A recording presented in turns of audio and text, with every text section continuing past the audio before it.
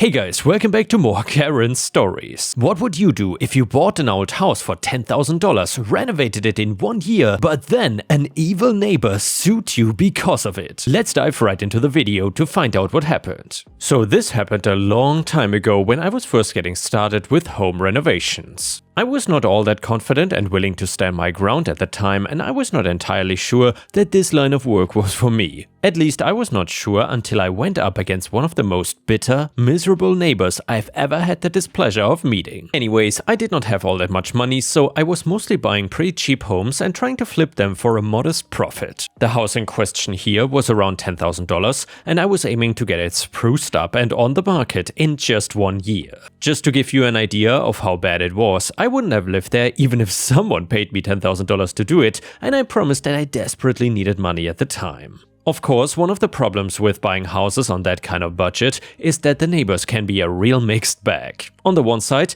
there was a sweet older woman that liked to offer lemonade and cookies whenever I came by to work on the property. However, the neighbor on the other side was a real nightmare. At the start, he was just a little rude, mostly just ignoring me when I said hello and grumbling under his breath about people making the neighborhood look crappy. I guess he was blaming me for the state of the house before I bought it, back when it was abandoned, overgrown with weeds and falling apart. Things got much worse around the 6 months point, which is when the improvements really started to show. Looking back now, I think I would have started on the exterior sooner, just to make it less of an eyesore faster, but hindsight is 2020. Anyway, it took me 6 months to have the house looking halfway presentable, and I'd even managed to fix enough of the exterior that I could slap on a fresh coat of paint. I thought that making it look reasonably respectable from the outside would be enough to make him a little less grumpy, but I could not have been more wrong. He went nuclear. Honestly, I thought it was a joke at first when he came over and told me that I was ruining the neighborhood with the house. And just to be clear, it was a very boring, respectable white coat of paint. However, he was saying that it was completely at odds with the antique aesthetic of the rest of the neighborhood. I really did think that he was just joking, which is my first response was to laughingly agree that maybe it did fit better in when it looked like a heap of trash 6 months ago. His response was really something to behold though. You could practically see the steam coming out of his ears and he was shaking with fury. I tried to apologize, but I don't think he even heard me. After a minute or two of sputtering incoherently, he turned around and marched right back to his house and slammed his door shut. Then he opened it and slammed it shut a few more times just for emphasis. After that, he was quiet for a few weeks while I did work on the interior. I thought about going over and apologizing, but I figured I would give him a little time to cool off in the meantime. To be honest, part of me also hoped that he would begrudgingly approve of my work after I was done. And yeah, I was pretty naive back then. But less than a month after his outburst, I pulled up in the morning ready to get to work on the bathrooms when I found a paper stapled to the front door. I did not understand much about the legal jargon at the time, but even I could tell that this was some kind of lawsuit. He was threatening to sue me in civil court for bringing down property values in the neighborhood and so on. You cannot imagine how that made my blood run cold. In an instant, I realized that more than a year of work and tens of thousands of dollars were about to go down the drain. Believe me when I say I could not afford that back then. It would be a nightmare to deal with today, but back then it would have ruined me completely. Maybe it was a good thing that I was so stunned because I read through the entire thing over and over. I didn't know what I was gonna find, maybe I was just trying to punish myself, but it eventually got through my thick skull that between the threats to sue me for hundreds of thousands of dollars, he was also offering me a way out. You see, he said that he would drop the whole thing quietly if I just agreed to sell him the property for exactly how much I had bought it for. I'm not ashamed to admit that my first reaction was relief. There was a way out, thank God, and I would only be down all the labor and money that went into renovations. And then, by the way, just a side comment here, it seems like people could easily sell a bridge to OP. Either way, I was already halfway over to his house to agree when I took a moment to really think about why he might have made that offer. Surely, it could not hurt to get a second opinion and check if this whole business was on the up and up, right? Well, so that's exactly what I did. I changed course, hopped in my car, and gave my friend a call. I knew he was a lawyer, but I was not sure if he had any experience with this sort of thing. Luckily for me, it turns out that he had done a fair bit of work for real estate firms in the past, so he did indeed could give me some general advice. Specifically advice like, "Your neighbor is full of it and lying through his teeth." Well, at this point, I was filled with such a profound sense of relief that I would have collapsed if I wasn't sitting in my car. However, that was quickly replaced by a burning sense of outrage. I was of half a mind to march right up to my dear neighbor's door, pound on it a few times and laugh in his face about how his petty tricks would not work on me. Fortunately for me and you, my dear audience, I was still on the call, and my friend cautioned me to wait a bit before making any hasty decisions. After all, this was now war, and my enemy didn't know that I knew the truth. If I wanted to really get even, then I needed to plan accordingly. So as such, I went right back into my project and carried on, working as though nothing at all was the matter, all the while I was thinking hard about exactly how I could turn things around. And at the end of the day, I went out to my car and left. For a week straight, that's all I did, not confronting my neighbor and letting him believe that I had bought his lie hook, line and sinker. During that time, I visited the sweet old lady on the other side a few times, bringing her some groceries for good measure, and as casual as could be, I asked what she thought about my nemesis. Now, my lawyer friend was absolutely instrumental in saving my bacon, but it was this kind old grandma that really gave me what I needed. As it turns out, my nemesis had actually been feuding with the people who previously owned this property. As far as I could tell, the place had actually been a ramshackle mess for a lot longer than it had been on the market, and apparently my nemesis had actually a similar idea to me. So here's the deal. He had wanted to buy the property too, but he had actually wanted to completely demolish the structure and rebuild it. Much to his frustration, they refused to sell to him. I assume mostly on account of him being unbearably rude. Apparently much of his coldness to me came down to envy, plain and simple. He thought the property should belong to him now, so he spent a while waiting for me to fail, and then when it seemed like I might actually be turning the place around, he changed tactics and tried to scare me off. If I'd run straight to him and accepted his offer to buy, then I really would have been giving him everything he wanted and more. I could feel a plan starting to form in my head, but it wasn't quite there yet. I knew I needed to see my friend in person so he could look over the fake lawsuit a little more fully, but by that point I understood that the flimsy couple of pages was not anywhere near the real deal. I had just no idea how full of holes it was. Anyway, the very next day I met my friend at a fast food joint and bought him lunch. He had finished looking the thread over before our order was even ready, and he couldn't stop shaking his head at how poorly written this supposed lawsuit was. Apparently my neighbor didn't know a thing about lawsuits and had just used the first random template he found on the internet. He didn't have a clue what he was doing, and with a little help from my friend, my nemesis was gonna give me everything I wanted. I did not want to impose on my friend too much, but he said it would not take more than a couple hours to whip up something that would scare the living daylights out of my neighbor. A legitimate lawsuit would have been expensive and taken plenty of research, but why go to all that trouble when you can just fight fire with fire? So together, we churned out a thread that looked quite a bit more legitimate than the original, filled with all sorts of legal jargon, mixed with a few very plain demands that my neighbor could not possibly misunderstand. The next day, I got up at dawn to make sure I was early enough, and then I booked it over to the renovation property and taped my little present to my neighbor's front door. Then I went back to my car and waited for him to wake up, come out front and find it. Ultimately, it took him a trip to the mailbox and a couple cups of coffee before he actually got around to noticing. I think he was actually quite pleased with himself because there was no sign of me, so he must have thought that he had successfully scared me off the job, but when he saw the countersuit, I got to watch the smile slide right off of his face. He was horrified as he flipped the page after page, and I got to watch it all from right down the street. Most of it was just the usual. There were demands that he not trespass on his neighbor's property and to keep the volume level down, along with threats to sue him for disrupting my livelihood, just as illegitimate as his own threats had been, but with the added flair of a legal expert's wording. But the coup de grace was on the last page, when he finally got to the list of signatures that I had run all over town to acquire. You see, I didn't just attach my name to the lawsuit, but I also managed to get the sweet old lady next door on board, as well as the previous residents of the house he'd been feuding with. The poor guy really didn't have the faintest clue about the law because he was nearly falling to pieces on his porch. I don't think he opened his front door once anymore during the time it took me to finish my renovations. And the best part of it all? When I finally did manage to flip the home and collect a tidy profit, I found out that his property had suddenly gone on the market as well. It seems that the rest of the neighborhood had grown sick of him too, so he booked it out of there. accepting the first offer he got. And well, do you even have to ask who bought it? Well, let me tell you, it was very satisfying to spruce his place up a bit and flip it for twice what I paid. Honestly, it was the easiest, most gratifying money I've ever made in my life. And yeah guys, honestly, I cannot think of a better way of getting revenge on your awful neighbor. But then again, I'm kind of surprised because in the beginning, OP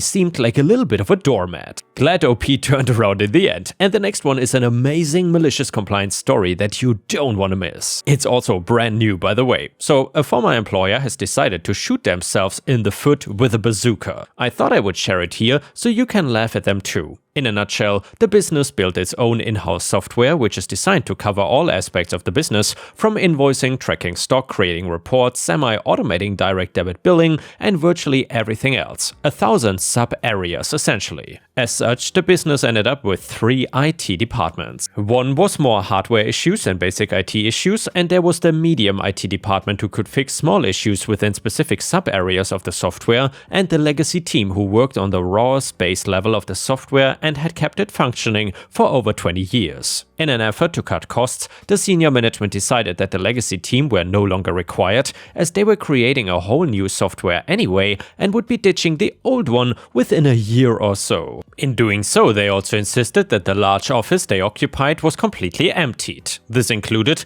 several huge filing cabinets of paperwork comprising dozens of core manuals and countless hundreds of up-to-date how-to-fix documentation pieces, as well as earlier superseded documents they could refer back to. The legacy team sent an email to the seniors basically saying, "Are you sure?" To which they eventually received a terse email back specifically stating to destroy all paperwork. They were also ordered to delete all digital files to free up a rather substantial amount of space on the shared drive and wipe their computers back to factory settings. So it was all shredded, the files erased totally, and the computers wiped. The team removed every trace of their existence as ordered and left for greener pastures. It's been 3 months and there was recently a power outage which has broken something in the rebooted system. The company can no longer add items into stock, which means invoicing won't work, as the system reads as "cannot sell what we don't have." In turn, this means that there's no invoices for the system to bill. So it's back to pen, paper and shared Excel sheets to keep track of stock, manually typing invoices into a template and having to manually check every payment received against paper invoices. All of which is resulting in massive amounts of overtime required to keep up with demand. The company has reached out to the legacy team, but they've all said that without the manuals they were ordered to destroy or erase, they are not sure how to fix it. The new system is still at least a year out. On the positive side, 2 of the senior managers have a nice large office to share and sit in. And by the way guys, if you have any funny stories to share of your own life, especially in regards to petty revenge or malicious compliance, then I would love to hear them in the comments. And now let's move on to the next story. It starts like this. My entitled family demands I give my son to my sister because she is infertile and deserves a kid. Growing up in my house was like a tightrope act. I'm the youngest of 2 daughters, but you would never know it. When I was very young, my sister Lydia was my entire universe. I looked up to her fiercely, but Lydia had demons, from anxiety to falling in with the young friends. Once my sister hit high school, she always seemed to be in some kind of mess. Due to Lydia's issues, my parents loved us both, but they always expected more from me. I always had to be the mature sister, even though I was 2 years younger. While Lydia was serving detention, my parents were pushing me through AP classes and SAT prep. It was as if all the pressure my parents wanted to put on both children was directed solely at me. I never let my parents get in the way of my relationship with my sister though. When we grew up and moved out of mom's and dad's place, we would talk on the phone constantly. Outside of our parents' home, Lydia was able to grow and flourish. She went to college and met a boy. Eventually, they got married and all of my sister's childhood anxiety seemed to melt away. That is, until Davy happened. Davy is my 5-year-old son. He is the reason I breathe. I never thought I would love motherhood so much, but from the moment I held that crying little bundle against my heart, the first time I knew I was done for. Lydia was there for every moment of Davy's life. She came to the hospital with me and offered to stay in our guest room for the first week of his life. She was the angel every new mom needs, but after a week she didn't seem to want to go home. I asked if she was getting tired of dirty diapers and she brushed it off. I did not think much of it at first, but then when she announced she would be extending her stay, I got a little nervous. 1 week later, I found her taking a selfie with Davy and captioning it, "My baby and me." I tried not to think too deeply about it. She must have meant to say nephew, but when I confronted her about it, she burst into tears. "I'm so sorry, sis," Lydia cried. "It's okay," I said, completely confused. "It's not," she wailed. "I just want a baby so badly." I snorted involuntarily. "Sorry, I don't mean to laugh, but you need a man first," I said. Ouch. "No," I quickly corrected. "I didn't mean to be rude. I just meant that I'm going to put on the sexiest dress that currently fits me, pump, and then we're going out to get you pregnant." Lydia laughed hard. This is what I loved about my sister. It was that even when her mood swings took over, I always knew how to make her laugh. I asked my hubby to watch the baby for an hour that night, and Lydia and I went out dancing. Some twist of fate must have wanted us there, because my sister ended up dancing with a very nice guy. Things were going so well that when I told her I needed to get home to Davy, she said she was gonna stay with her new friend. I smiled the whole cab ride home, dreaming that maybe I had just introduced my sister to her future husband. And 3 years later, my dream came true. Lydia married Mark from the club and they were so happy. I was even her maid of honor. At the end of an amazing wedding, I kissed my sister goodbye as she left for her honeymoon. "Next time you see me, I'll be pregnant," she yelled out the car window as they drove off. I laughed. 2 years passed, and much to Lydia's demise, she still had not gotten pregnant. And they were not just trying the traditional way. Lydia was undergoing fertility treatments, holistic therapies, and listening to every crazy old wife's tale that ended with a baby. It was taking a toll on her. I knew it couldn't be easy and my heart went out to her, but around Davy's 4th birthday, she started to get really strange. She would call me crying, asking how the baby was, and once she even FaceTimed me while drunk. She said she would end her own life if she did not get pregnant soon enough. I kept her on the line though through the entire hour-long drive to her house and then sat with her all night while she lamented her experience with infertility. I did not mind taking care of her. Lydia is my sister and I love her, so I would move mountains for her, but when I left the next morning she said something really weird. "This would be so much easier if you just shared Davy," she said. I laughed, but the look on Lydia's face was no joke. Her expression was full of dark yearning, as if she was not kidding at all. She wanted my son. I gave her a hug and told her a baby would happen soon, and then I left. The following Christmas, the whole family got together at my parents' house. Davy was 5, so watching him enjoying the holiday traditions warmed everyone's hearts except Lydia's. She was weepy all day long, just the sight of Davy would make her cry. Eventually, I had enough, so I pulled her aside in our childhood bedroom to talk it out. "What's going on?" I asked. "The treatments make me emotional," she said. "But are they working?" I asked. "No, they make me fat, irritable and sore, but I'm not pregnant," she said. "Ah, sis, I'm so sorry." "That is so hard to go through," I said. "Yeah, it is." She paused and grabbed my hand. "That's why I don't want to do it anymore." "Lydia, that's such a hard choice to make, but I will support you no matter what." My sister's face broke into a great smile. "I'm so glad to hear you say that, because I have a great idea." I anticipated her idea, so I said, "I cannot be a surrogate mom. I have high blood pressure." "That's fine. I don't want a surrogate. In fact, you don't have to do anything. I just want Davy." I must have misheard her. "What?" I asked. "Davy, he loves me so much and he gets along with Mark, so I thought maybe you could just share him," she said. I was shaking. Lydia had a history of somewhat wild ideas, but this one took the cake. Just then there was a knock on the bedroom door. It was our parents. "What are you two hiding up here? It's almost time for gifts," our mom said. "We'll be right there, Mom," Lydia said. "We're just having a talk." "Oh," Mom said knowingly.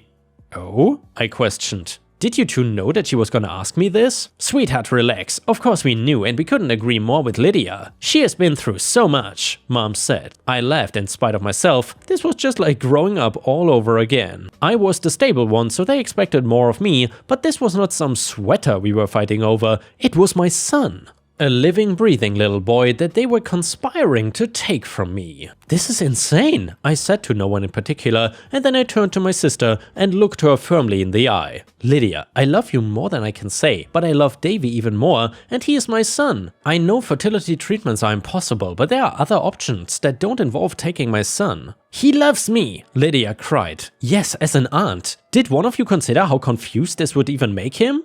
Or how he would feel about this, or how I would feel? I was angry now and I felt the heat rising up my neck. "Calm down," Dad chimed in.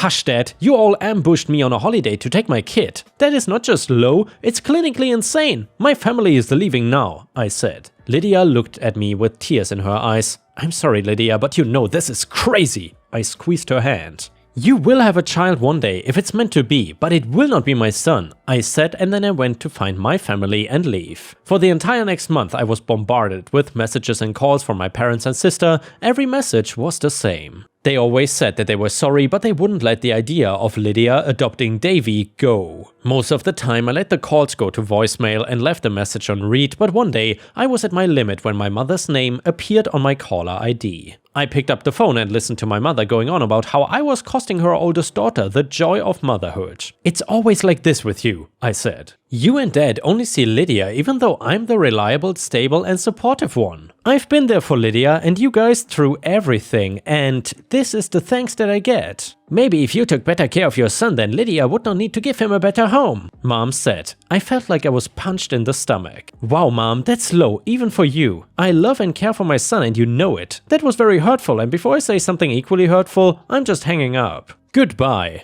That night, feeling the full weight of my family's baggage, I cried myself to sleep. The next morning I woke up determined to be positive. I was humming as I packed Davy's lunch for kindergarten when the doorbell rang. I went to the door to find a nervous-looking woman in a brown suit accompanied by a police officer. "Hello," I said. "How can I help you?" "Are you Carrie Lee?" the officer asked. "Yes, I am. May we come in?" the nervous woman asked, and I stepped aside as a gesture to come inside. "This is a lovely home," the nervous woman said. "Thank you, but what's going on here?" I asked. "Ma'am," the officer said, "we are here as representatives of Child Protective Services. We received a report of neglect and abuse in connection to this household." My blood turned to ice water. I felt faint. "A complaint? Of what? From who?" I stammered. The woman in the suit cut in. "Do you have somewhere we could sit to discuss this?" I pointed to the breakfast table where Davy was eating.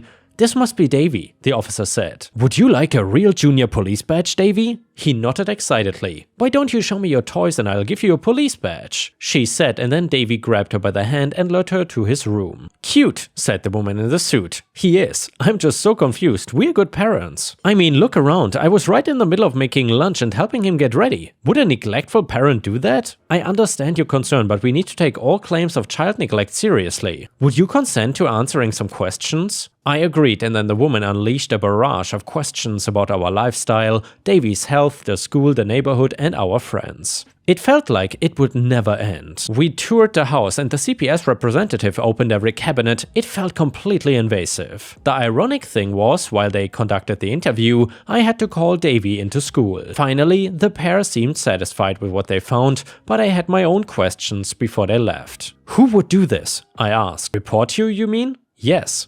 The CPS worker thought for a moment. "We don't technically have to disclose that, but in this case, the report came from your family. We received calls from your mother and your sister." "I cannot believe this," I said, and then I briefly explained what my family wanted from me. Both of the CPS people seemed disgusted that my family filed a false report on me. "Look," the officer said, "it's not my business, but if I were in your shoes, I would get some space. Maybe consider cutting them off before you find yourself in even more drama." I nodded. The officer was right and I could feel it in my heart. I did not want to cut off my family, but after this incident I did not see another way. I wrote letters to my sister and my parents, and I explained how much they had hurt me and how embarrassing it was to have CPS intrude on my life. I told them how much the weight of their expectations had cost me, and finally, I wished them well in their lives without me or my family. I mailed the letters that afternoon, and I left lighter than I had in months. It was my job to protect Davy, even if it was from my own messed up family, and I finally felt like I had done it. Over the next year, there was little to no contact between myself, Davy, and the extended family.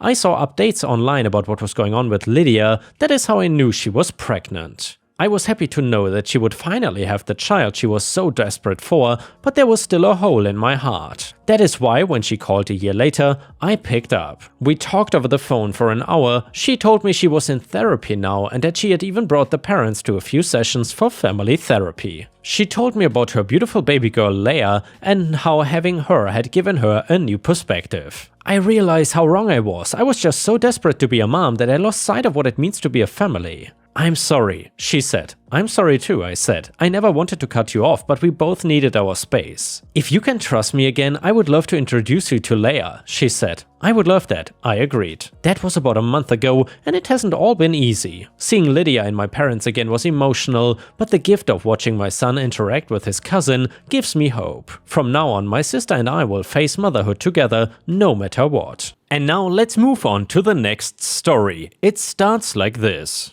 My family and I moved into a new house a handful of years ago after I got a new job in a neighboring state, which meant that we had to move away from where we had been living. None of us were particularly excited about the change in location, but I was hopeful that we would settle in and find our new home here. The house was perfect for us as my family is me, my wife, Sandra, and our daughter Becca. We were a little worried about moving as we are black and we know that not every neighborhood is friendly towards people of color, but on the day we moved in, we saw that the family next door were also people of color. We talked to them a bit and learned that they were Chinese, which eased some of our nerves about living in the area. The mother of the family, Karen, was a little cold towards us, but that was understandable since she was just getting to know us. They had a daughter as well, and it seemed like she got along fairly well with Becca, which made me happy. Over the years that we lived there, we got visited by the police more often than anyone really should, especially since we didn't ever do anything wrong. Every single time they showed up, it was because they had gotten an anonymous report that we were up to something. We had just gotten back from the grocery store one day when the police knocked on the door hoping to talk to us. I asked them what was wrong and they said that someone saw us bringing suspicious things into our house. Even they seemed a little bit annoyed by the whole situation, as they had relaxed considerably the moment I opened the door. I explained to them that we had just brought in groceries and I didn't know why someone would think that we were doing anything suspicious. There were other situations, all of them similar to the first one. It did not happen so often that the police stopped responding completely, but we got to know the officers pretty well. We started to keep a list of all the things we were reported for, ranging from noise violations on nights we were not even home to claims that we were dealing drugs out of our house. We were never charged with anything, of course, and there wasn't proof that we were doing anything wrong. I started noticing that Karen was home every time the police were called, which was not exactly strong evidence that she was behind it, but I was suspicious. My daughter typically keeps her hair in box braids, which are intricate and take a long time to do. Sometimes it takes multiple days to get every strand of hair into a braid. Becca has long hair that she is incredibly proud of, and I am amazed by the amount of care she puts into it. We were outside one morning getting ready to go to school when we saw Karen outside with her daughter. I waved at them and Karen stopped where she was and looked at her own daughter and then mine. Her child always sported a short haircut, which I thought framed her face perfectly, but I was getting the sense that Karen was jealous of Becca's beautiful long hair. I said good morning and Karen scowled, replying that my daughter should not have such a ghetto hairstyle, since it made the rest of the neighborhood supposedly look bad. I just frowned and rushed Becca into the car because I didn't feel like calling out her problematic comment. Karen was part of the local HOA, which is probably why she commented on making the rest of us look bad. The other HOA members were not racist as she was, at least not openly racist. Not long after that incident outside, we got another visit from the police. This time they were investigating a report of child abuse and neglect, which was shocking to me. They wanted to talk to Becca, so I called her over to the front door and left them alone since they wanted to talk with her privately. They left 50 minutes later and Becca told me that their report had been about her hair specifically and there was concern that we were letting it get unhygienic and inappropriate. It only took one look and a short conversation for the cops to see that it was unwarranted, and I couldn't help but feel it was a little too coincidental that Karen had taken an issue with Becca's hair only a few days earlier. We never confronted Karen about it because we knew she would blow it out of proportion and potentially cause problems for us since she was an HOA member. The whole thing was annoying, but it didn't seem worth it to jeopardize the life we had built here and potentially create a scenario where we would be forced to move out or something. We did our best to ignore her and all the microaggressions we were faced with. A month ago, Becca had gotten these beautiful red hair extensions and incorporated them into her box braids to create a multicolored statement piece that she was proud of. A big dance was coming up at school, and this was going to pull her entire outfit together. She was practically giddy with excitement about the whole thing. We have a bench in our front yard along with some other furniture for the times we want to sit outside on a sunny day or admire the moon at night. So Becca was out there with some of her friends, and they were busy discussing the dresses they would be wearing to the dance and ideas for their hair and makeup. Karen came by at some point and waved hello to the girls as she stepped up to the porch. She pretended to ring the doorbell but didn't actually press it. We have one of those video doorbells, but I was not paying much attention to it since the girls would set it off every time they got up or moved around too much, so I assumed the newest notification was just them. The video recorded everything and I was able to watch it back and see Karen turn around slowly with a sharp pair of scissors clutched in her hands behind her back. She started walking down the porch and approached Becca with the scissors in one hand. My daughter turned around and started to ask what she was doing when Karen slapped her across the face, quickly grabbing the ends of her hair and bringing the scissors up. The girls all started yelling and many of them pulled out their phones to record what was going on as they shouted at Karen to get away from them. I was inside at the time and heard them the moment they began shouting. I rushed outside to see my daughter with tears in her eyes and Karen holding a clump of Becca's braids in one hand and scissors in the other. It did not take long for me to put everything together, and I was honestly worried that she would attack one of the other girls. I definitely did not trust her to be near my daughter with a sharp object, so I punched her in the face. I don't typically resort to violence, but I was genuinely worried about the well-being of my daughter and her friends, so I didn't stop to think it all through. I called 911 and officers showed up quickly to the scene where Karen was coming to and complaining about how much her face hurt, but she felt good enough to begin calling us criminals. Her friends were all standing up for her, but the officers were focused on what Becca was saying. She did a great job of explaining what happened and the evidence was clear as her braids were now on the ground and Karen still held the scissors in one hand. The officers who showed up were some of the same ones who had come to the house after Karen made false police reports previously about us, so they had good reason to believe that we were telling the truth. Not to mention, everything was caught on camera because of my video doorbell, so the entire situation could be viewed by the police.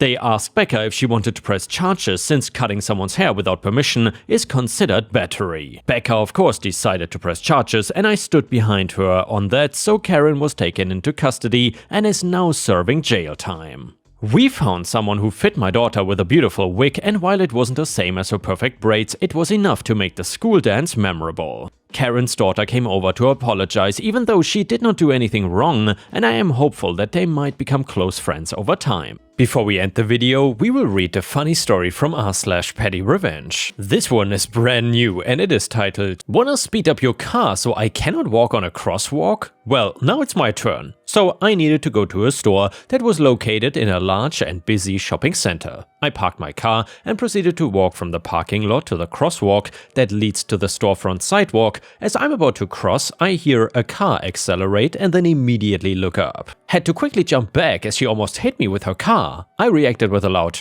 "Are you serious?" She stops her car, looks at me, and carelessly shrugs her shoulders while laughing. So I shake my head and continue, and then I realized that I had parked on the wrong side of the shopping center from the store I was going to. So I do the walk of shame back and get back in my car. As I'm driving to the other side, I see shoulder shrug lady about to cross in the same way that I had. Well, I was not proud of this, but I absolutely floored the accelerator so she couldn't cross. She jumped back in disgust, but didn't realize that it was me yet. So I stopped my car in front of her and gave her the most pronounced shoulder shrug while mimicking her smile. She actually laughed in disbelief and my food tasted better the rest of the day. And yeah guys, please subscribe if you haven't already and I will see you again tomorrow.